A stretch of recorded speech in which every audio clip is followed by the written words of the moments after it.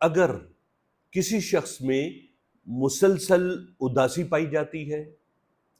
بے چینی پائی جاتی ہے، اس میں نیند کی کمی پائی جاتی ہے،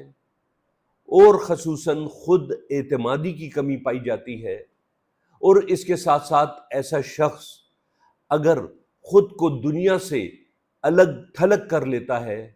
تو سمجھ جائیں کہ اس شخص پر ڈپریشن کا حملہ ہے۔ ڈپریشن ایک نفسیاتی بیماری ہے جو کہ ذہنی بربادی کی نشانی ہے۔ لہٰذا اگر ان علامات میں کسی بھی شخص کو مبتلا دیکھتے ہیں یا ڈپریشن میں مبتلا دیکھتے ہیں تو ایسے شخص کے لیے چاہیے کہ وہ کالی فاس 200 قطرے،